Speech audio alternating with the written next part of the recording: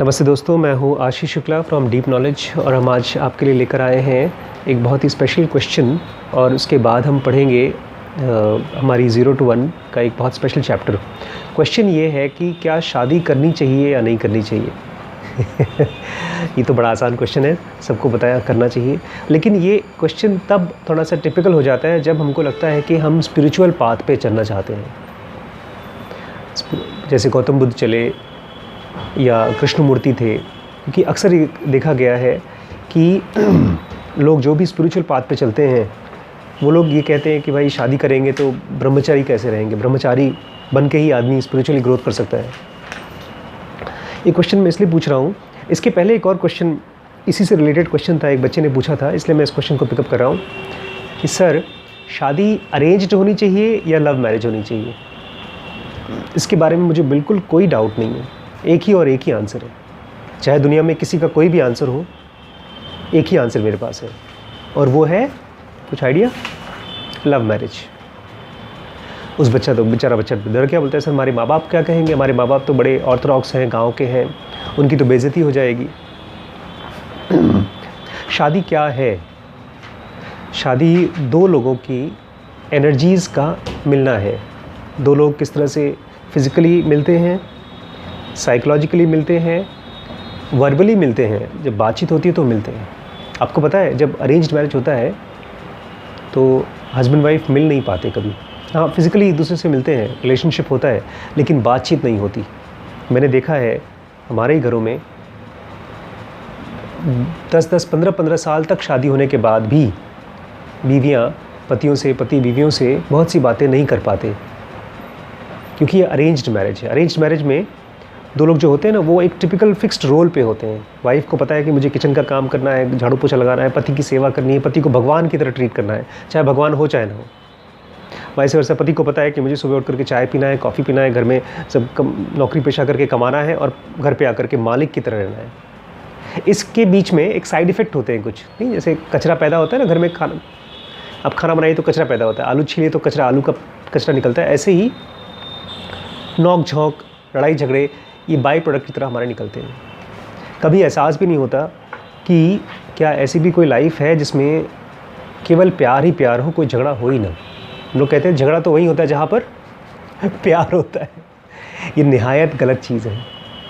जब हस्बैंड या वाइफ को अपनी बात कहने के लिए सामने वाले से झगड़े का इस्तेमाल करना पड़े, इसका मतलब ये है कि हमारे बीच में रिलेशनशिप बहुत दूर है, हमारी रिलेशनशिप की दूरी बहुत लंबी है। हम कुछ कहते हैं, आइडियली तो ये होना चाहिए कि जब हस्बैंड या वाइफ एक दूसरे को इशारे से समझ जाना चाहिए। एक दिन मैं नीचे से आ रहा था, हम दोनों, मैं और रिम्पी दोनों आए। रिम्पी कार से आई, मैं बाइक से आया। फिर मैं बाइक से था इसलिए जल्दी पहुंच गया, और जब पहुंचा तो फिर मैंने गेट खोला और खड़ा होकर वेट करता रहा। फिर रिम्पी अंदर आई, बोलती तुम वेट कर रहे थे मेरा? मैंने कहा अरे, बोलती वाह यार कितनी अच्छी बात है। ये चीज़ उन्होंने मुझसे कही नहीं, और अगर मैं नहीं करता तो नाराज़ भी नहीं होती, बट शी लाइक्ड इट, बहुत अच्छा लगा उनको। कभी श्रीश कर देते हैं काम ऐसे मम्मी के लिए, कभी टेबल साफ़ कर देते हैं, तो बहुत खुशी होती। कोई बोलता नहीं इनसे करने के लिए।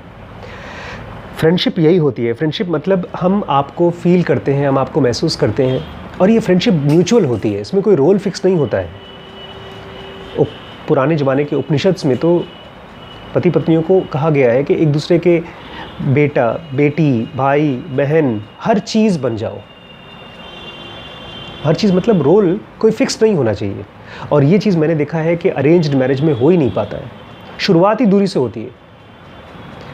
दो ख़ानदानों की रिलेशनशिप होते हैं, किस तरह से लड़की वालों को रहना चाहिए, किस तरह से लड़के वालों को रहना, ये सब चीज़ें जब आती है ना, तो दो भारी भरकम ट्रक एक दूसरे से लड़ते हैं, और उस ट्रक के अंदर एक तरफ लड़का एक तरफ लड़की, वो कभी एक दूसरे से मिल नहीं पाते, भले साथ में रहते हो।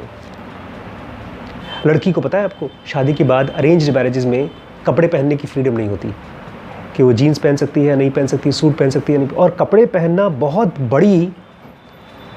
बड़ी फ्रीडम हो सकती है, बहुत बड़ा शिकंजा हो सकता है।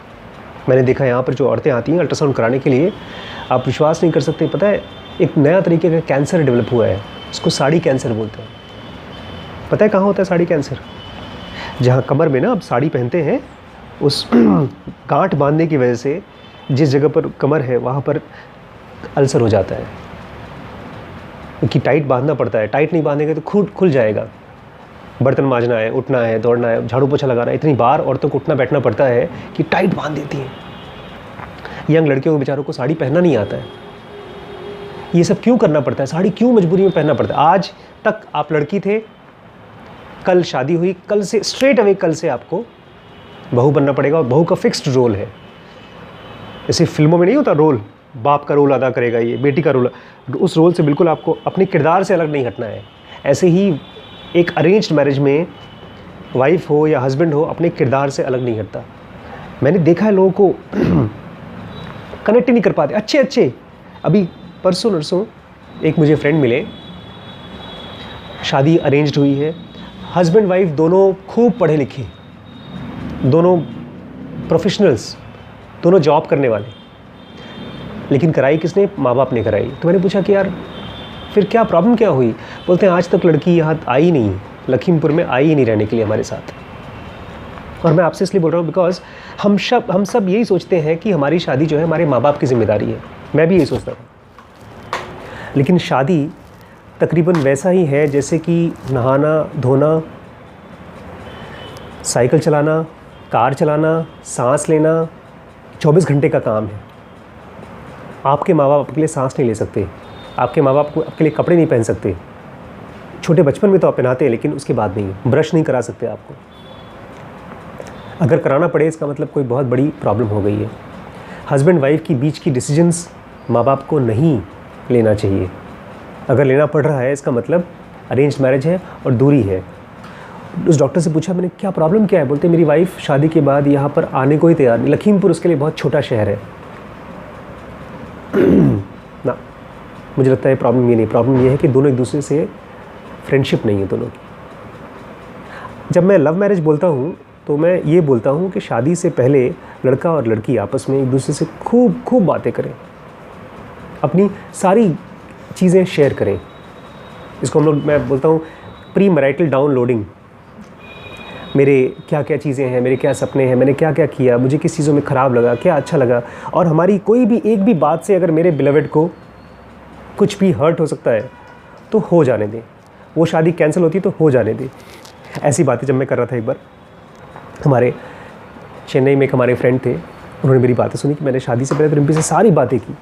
हमने एक दिन में करीब 10 घंटे फ़ोन पे बातें की हैं, thanks to Reliance mobile, free phone data था। पापा ने बहुत डाटा था, लेकिन चुपके बात करते थे।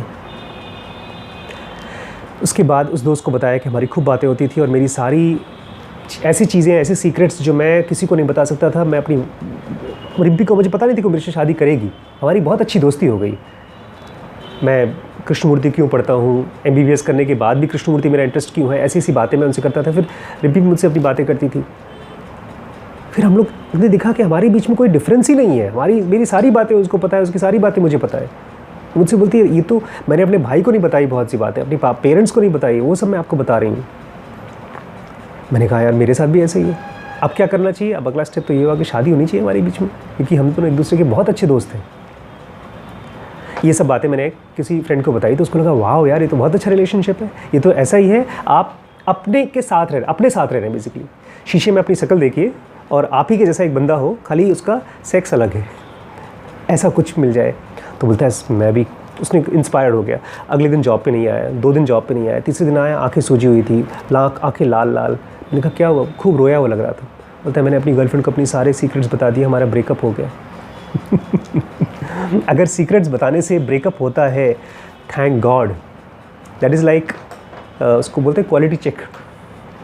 किसी चीज़ का सामान खींच कर चेक करते हैं ना, अगर आपने सामान खींचा टूट गया तो thank God.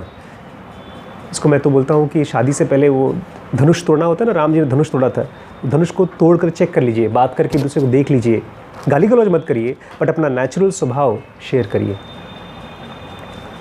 Pre marital sex बहुत लोग बोलते हैं करना चाहिए, सेक्स के शादी से पहले ही सेक्स कर लेना चाहिए।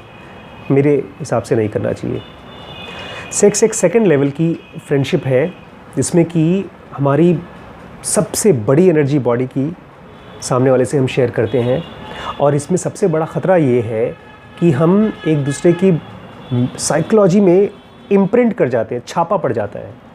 अगर मैं किसी लड़की के साथ सोता हूँ शादी के बिना, तो वो लड़की और मैं दोनों ही, अगर हमारी किसी और से शादी होगी तो हमेशा ये कंपैरिजन मेरा चलता रहेगा उस लड़की के साथ, और अगर मैं एडवांस नहीं हूँ तो ये कंपैरिजन मुझे तोड़ देगा, ख़त्म कर देगा।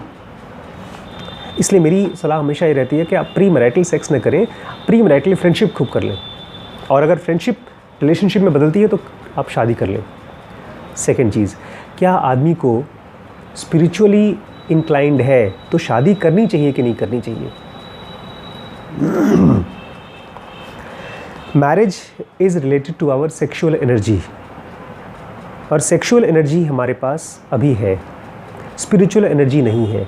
स्पिरिचुअल एनर्जी क्या है? स्पिरिचुअल एनर्जी वो एनर्जी है जिसके ज़रिए हम अपने आप को इस फिज़िकल बॉडी के बियॉन्ड ले जा सकते हैं, जीते जी। आज मैंने एक फ़ोटोग्राफ देखी, इंडिया के बहुत फेमस सुपरस्टार एक्टर थे, एक बहुत बड़े एक्टर। उस समय उनकी कंपैरिजन अमिताभ बच्चन से की जाती थी। Later on he became a disciple of Acharya Rajneesh, Osho के डिसाइपल बन गए थे। जो लोग ओशो के डिसाइपल्स होते थे ना, वो रेड कलर का कपड़ा पहनते थे, माला पहनते थे, उसमें ओशो की फ़ोटो लगी रहती थी। और बाद में जब ओशो की थोड़ी बदनामी हुई तो उन्होंने डिसाइपलशिप छोड़ दिया, and he came back into politics. He became a member of parliament. आज मैंने उनकी फ़ोटो देखी तो इनको ब्लैडर कार्सिनोमा है, नीचे जो पेशाब की थैली होती है उसका कैंसर है। उनकी हालत, आँख खोल के देख भी नहीं पा रहे हैं बेचारे। He was one of the super stars. उसको जब उस समय की फिल्में देखेंगे ना आप, कपड़े देखेंगे, आपको लगता है ही इज़ अनबीटेबल। जैसे आज के सुपरस्टार पॉलिटिशियंस हैं, बिजनेसमैन हैं, ये सब के सब आप उनको देखेंगे ना, आप बड़े झटके में इम्प्रेस्ड हो जाएंगे। आपको लगेगा यार यही ज़िंदगी है, ऐसे ही जीना चाहिए। लेकिन सारी ज़िंदगियाँ जब एंड होती हैं तो आप देखिएगा, आज फ़ोटो आई है, विनोद खन्ना नाम है उनका, वो फिल्म स्टार है, ऐसे बेचारे एकदम बीमार, इतने बीमार हैं कि शायद हफ्ते 10 दिन में, हो सकता है महीने भर में मर जाए। और अगर ज़िंदा भी रहते हैं साल भर तक, चलने फिरने की हालत नहीं है उनकी। स्टीव जॉब्स की फ़ोटो देखी है आपने, जब उनको कैंसर हुआ था, प्रोस्टेट कैंसर, पतले दुबले, पता ही नहीं चलता ये वही आदमी है। स्पिरिचुअल एनर्जी क्या है? इस बॉडी को इस हालत में पहुंचने से पहले अपना रियल एसेंस, अगर हम सोल हैं तो सोल का एक्सपीरियंस क्या होता है, अगर वो बॉडी के अंदर रहती है और बॉडी से अलग होकर के उसका कोई एग्जिस्टेंस है, उस चीज़ को एक्सपीरियंस करने के लिए पूरी एनर्जी का इकट्ठा होकर के एक जगह आना, उसको बोलते हैं स्पिरिचुअल एनर्जी। जब तक ये पूरी एनर्जी इकट्ठा नहीं, उसमें कौन कौन सी एनर्जी चाहिए? आपकी सेक्स की एनर्जी चाहिए, आपकी इमोशंस की एनर्जी चाहिए, आपके पास प्रॉपर बैंक बैलेंस होना चाहिए, या कोई और आपकी देखभाल करे। किसी आप फाउंडेशन में नौकरी कर रहे हैं तो आपको रहना खाना कम से दे, या आपकी एनर्जी इतनी इकट्ठी हो गई है कि आपको रहने खाने की फिक्र ही नहीं है, जैसे रावण महर्षि के साथ हुआ था। उन्होंने कहीं पढ़ा, उनके रहे होंगे प्रारब्धा, और उनकी पूरी एनर्जी पता नहीं कैसे कॉन्सेंट्रेट होकर के बॉडी के इतनी गहरे चली गई कि उनको फिजिकल बॉडी का एहसास ही नहीं होता था। पढ़ा था, याद है ना, एनलाइटमेंट का एक्सपीरियंस। गुफाओं में बैठे रहते थे 2-2 दिन 4-4 दिन तक, न खाना खाया। ये क्या है? ये समाधि क्या है? This is particularly gathering of all the energies of the body. आपको वैल्यू लगता है कि बॉस डेथ, डर नहीं है, ये डर से नहीं बनता, ये एनर्जी डर से इकट्ठी नहीं होती। डर तो बहुत छोटी चीज़ होती है। आप करियर के लिए डरते हैं, आप मौत के लिए डरते हैं, आप डरते हैं। तो इस पूरी एनर्जी को गैदर होना और जाकर के सोल को जानने की क्यूरियोसिटी, इतनी ज़्यादा गहरी क्यूरियोसिटी कि सोल आपकी गर्लफ्रेंड हो गई है, कि सोल आपका पैशन हो गया है। अब यही आपके लिए सबसे इम्पॉर्टेंट है, और कुछ है ही नहीं। इसलिए कृष्णमूर्ति जब गए थे, नहीं पार्टी में गए थे, लड़कियों को देखा तो उन्होंने कहा नहीं, मुझे सेक्स में कोई इंटरेस्ट नहीं है, पार्टीज़ में उनको कोई इंटरेस्ट नहीं था। उन्होंने अपने साथ कोई तपस्या नहीं करी थी, उनकी एनर्जी ऑटोमेटिकली गहरी। लेकिन सर एनर्जी जब ऑटोमेटिकली गहरी होती है तो हमारा क्या रोल है उसमें? स्टडी करिए, आप और जानिए। जिस चीज़ को जितना पढ़ेंगे, जिस चीज़ के बारे में जितना जानेंगे, जिस चीज़ के बारे में जितना पूछेंगे, उतना ही आपके मन में उस चीज़ के लिए इच्छा डेवलप होगी। तो सर शादी करनी चाहिए कि नहीं करनी चाहिए? अगर कोई शादी के बारे में पूछ रहा है, इसका मतलब ये है अभी उसको सोल फोल में इंटरेस्ट नहीं है, अभी उसका सेक्सुअल अर्ज है, और सेक्सुअल अर्ज भी बहुत डिस्टर्ब होती है। अभी आज मैंने पता नहीं अजीबोगरीब टाइप का वीडियो था जिसमें कुछ बच्चे थे, एक छोटा सा क्रीक था, उसमें समुंदर से जुड़ा हुआ था। जैसे समुंदर में जो पानी आता था उस क्रीक पे पानी आ जाता था। 2-3 बच्चे उसी पानी में कूद के नहा रहे थे, और अचानक पानी आया और वो पूरा पानी ऊपर, फिर पूरा पानी नीचे, इतना नीचे चला गया कि बच्चे डूबते रह गए। तो सेक्स की जो एनर्जी है वो जब अंदर से निकलना चाहती है तो 1, 2, 3, 10 लोगों के साथ भी सोने को तैयार होती है। एक बंदे को मैं जानता हूँ, बोलता है मैंने तो 100 लोगों के साथ सोया हूँ मैं। 100 लोगों के साथ सोने का मतलब ये है कि आपकी सेक्स की एनर्जी इतनी डिसिपेट हो चुकी है, आपका बॉडी इतना टायर्ड हो चुका है, बहुत थक चुका है। सेक्सुअल अर्ज को भी आपको धीमे धीमे मॉडरेट करना पड़ेगा। जैसे आपका पैसा है, आपके घर में लाइट है, बिजली है, आपके घर में सामान है, तो सामान को आपको ऑर्गेनाइज करके रखना पड़ता है। ऐसे ही सेक्स की एनर्जी को 20 लोगों में आप जब उसको डिसिपेट करेंगे, हर बंदा आपसे दोस्ती करना चाहेगा। अगर मैं आपके साथ सोता हूँ तो आप मेरे साथ दोस्ती करना चाहोगे, बात करना चाहोगे, तो मैं आपको भी बात करूँ, फिर किसी और के साथ भी बात करूँ, फिर किसी और के साथ भी बात करूँ। एनर्जी डिसिपेट होती है, खर्च होती है। इस एनर्जी को इकट्ठा करके एक बंदे पर डायरेक्ट करने को बोलते हैं शादी। अगर अभी भी मेरे पास स्पिरिचुअल अर्ज नहीं है, वो इतनी गहरी अर्ज कि शादी मेरे लिए कोई मतलब ही नहीं है सर। कृष्णमूर्ति बोलते थे marriage is not for me. Krishnamurti किसी से पूछने नहीं गए थे कि सर मैं शादी करूं या ना करूं।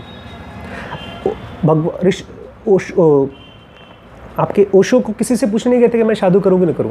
गौतम बुद्ध की तो शादी हुई थी, फिर वो पूछने नहीं गए किसी से कि मैं छोड़ दूं कि नहीं छोड़ दूं अपनी वाइफ को। उनके लिए soul, enlightenment, spiritualism was something so important कि उन्होंने खाली वही किया।